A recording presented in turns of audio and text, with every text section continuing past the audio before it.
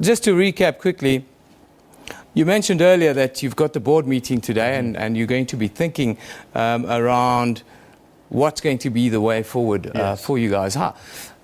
Just your opinion, how do you see you guys taking this fight forward? Is there still this issue around funding that's really hampering progress?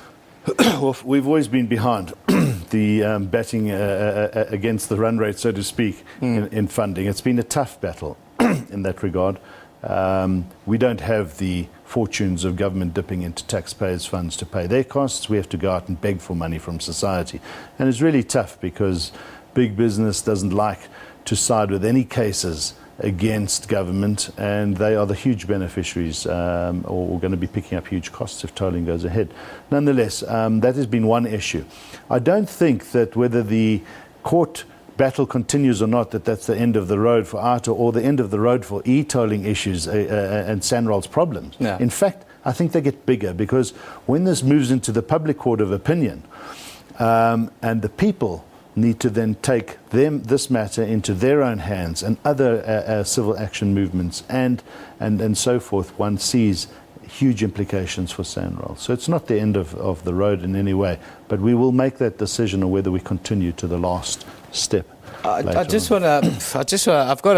some comments that have come in on our page from the viewers. Hosea Masiki, he says that already e-tags are selling like hotcakes. He's just come back from one of the e-toll malls, and the queue is out the door.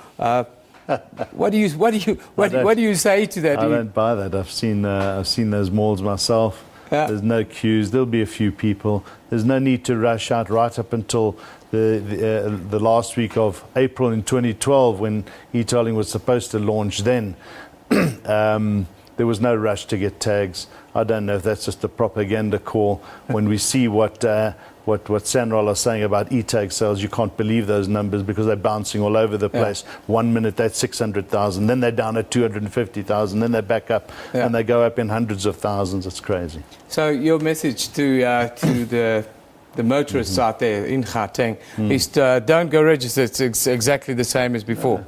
You don't need to register. You can see what happens. In fact, it's not law to get an e-tag anyway. You can pay this process through all the other options that are available. And we are seeing thousands and hundreds of thousands of citizens that will adopt that attitude of not rushing out to get an e-tag. Do you feel that the people of Gauteng could have supported or should have supported it better?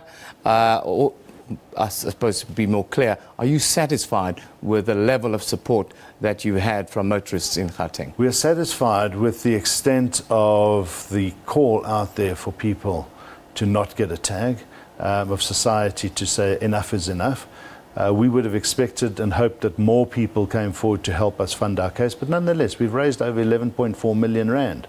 90% of our costs have been given to us from families and individuals and businesses as well. Yeah. It's not all businesses that have not participated. There are a number of big businesses that have. So we've come a long way, and we wouldn't have got this far without the support of society. So we say that's a fantastic situation to be in.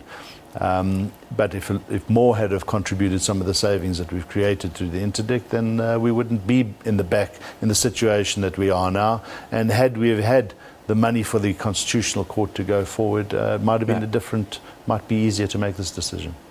The board meeting today, you said a lot of things are up in the air. Just paint us a map as to how things will look for you guys in the weeks and months to come.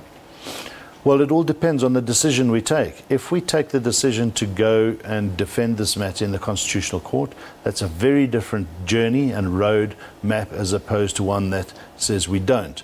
Because then we need to decide what is the future of Outa. What is Outa's role in the public platform? How do we reconstitute Outa? Does it slot into a new taxpayers movement?